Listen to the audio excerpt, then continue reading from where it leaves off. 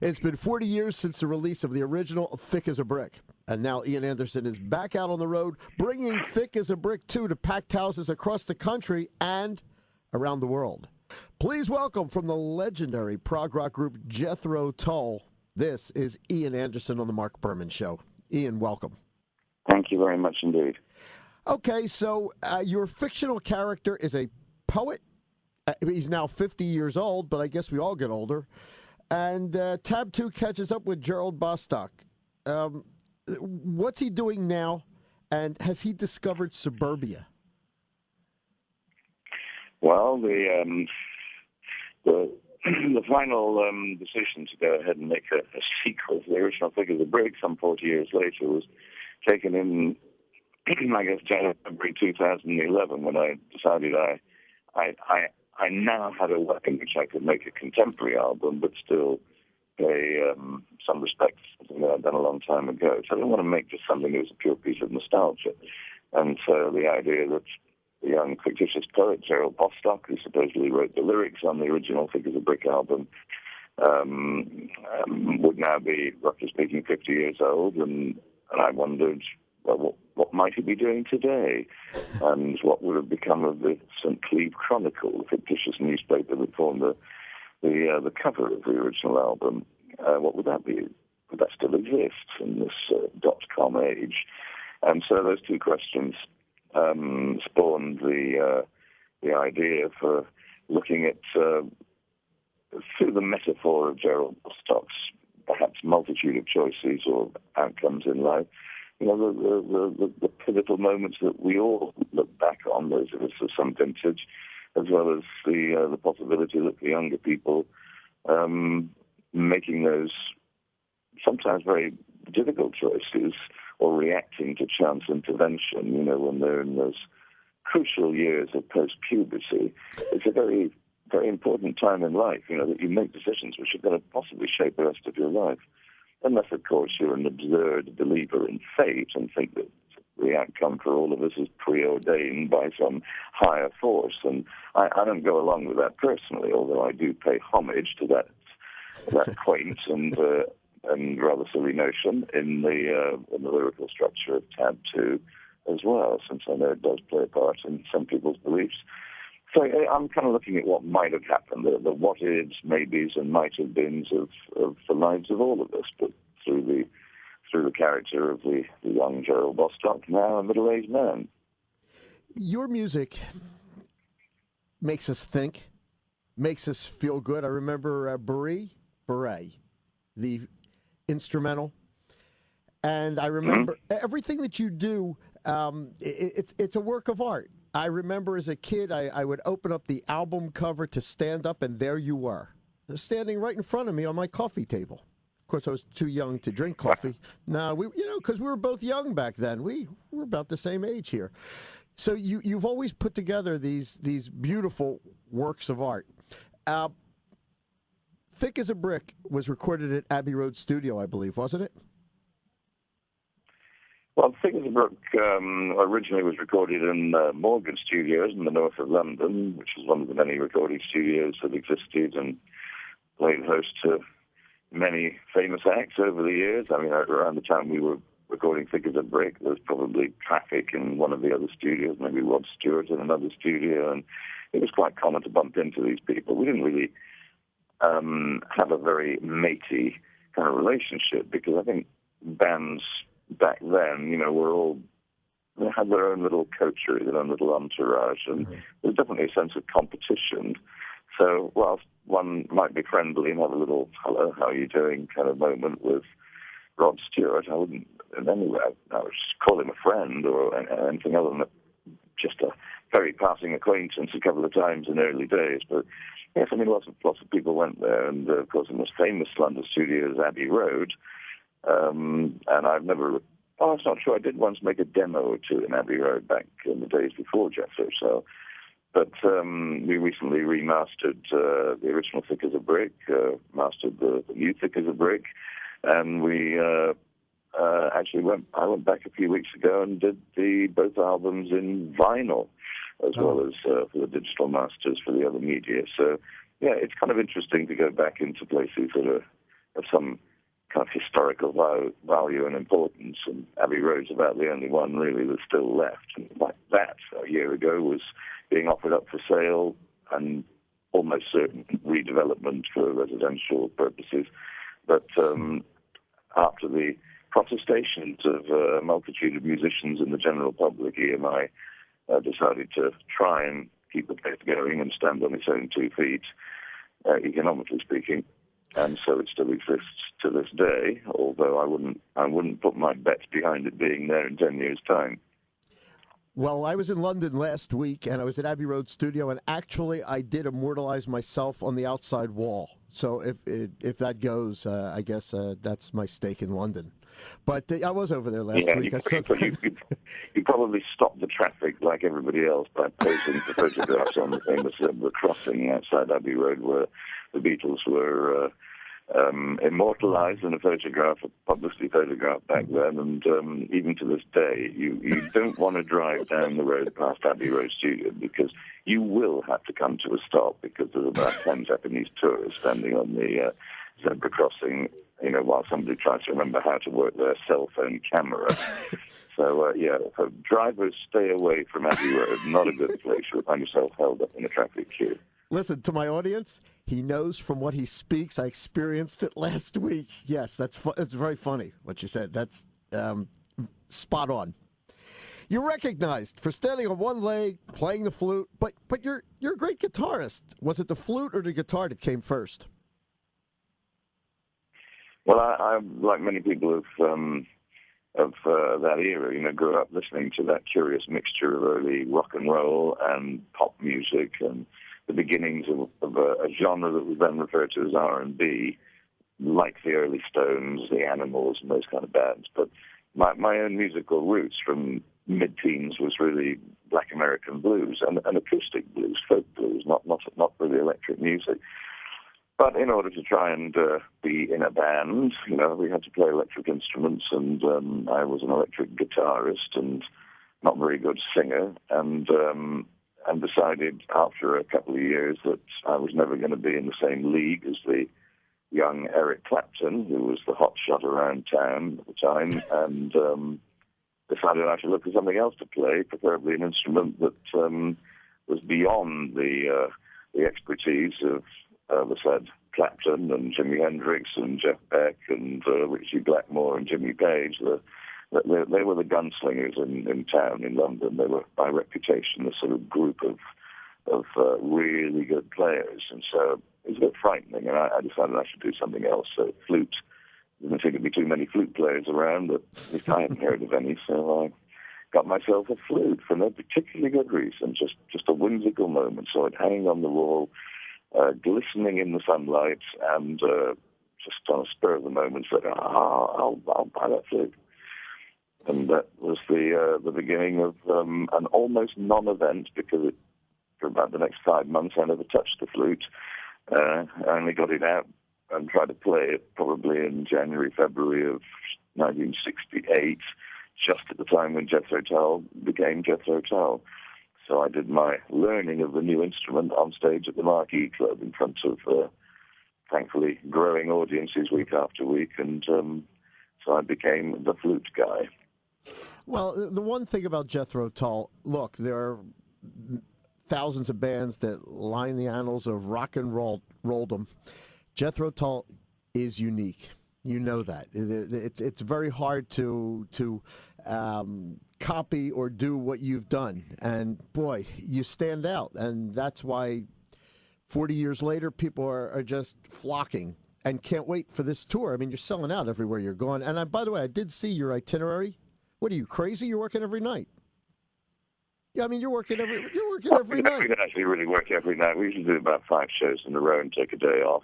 One day off usually being a euphemism for travel day, because yesterday was a notional day off, but from about 9 o'clock in the morning till about 7 o'clock at night, we were on the roads with delayed flights, bad weather, the usual sort of problems. And so the day off was actually just was a quick evening meal in a restaurant, and that was it. But it's not a bad life. I'm not exactly on the road all the time.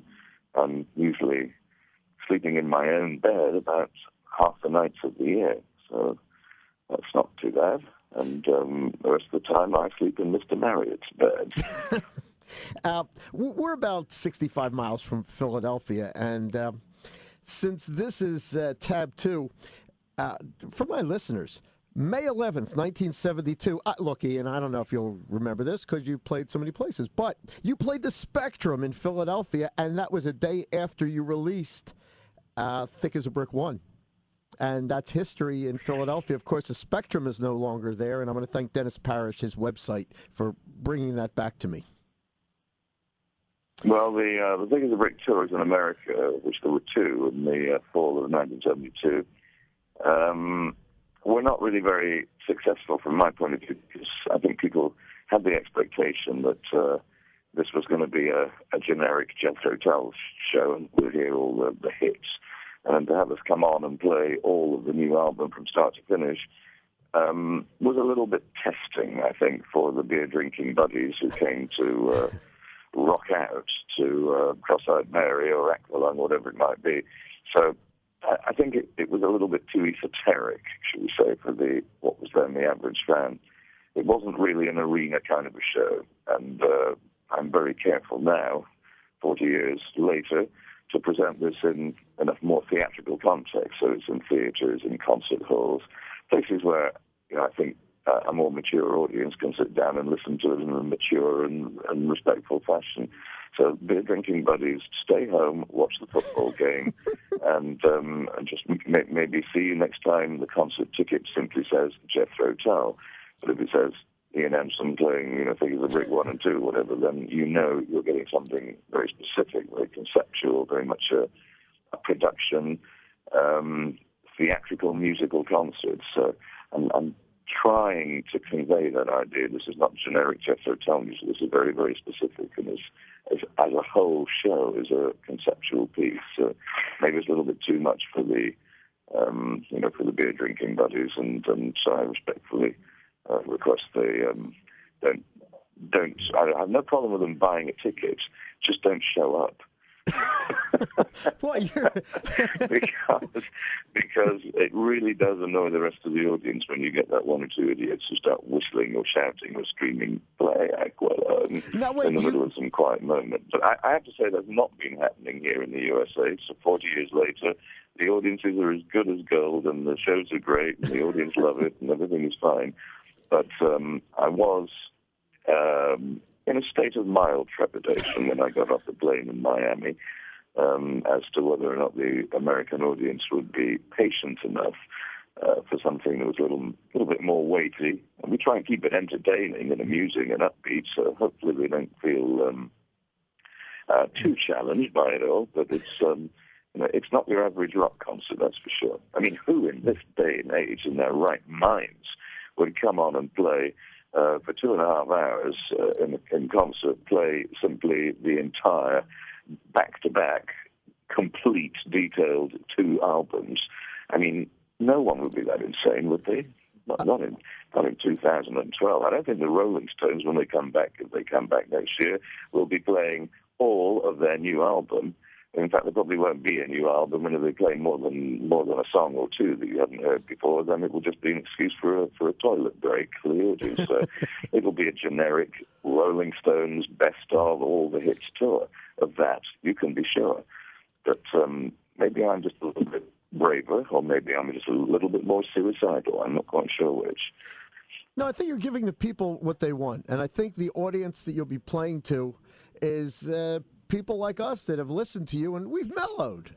We've mellowed. We're not going to be standing up in the audience. You might have some people that listen to the radio stations playing this, thinking that it is a rock concert like it was at the Spectrum. But I think you'll get, like you said, the audiences have been great. I think everybody's expecting to come out and watch you perform and just dazzle everybody with what you've given us for so many years. And I think that's what they're expecting. That's my professional vocation. I'm just there to dazzle you.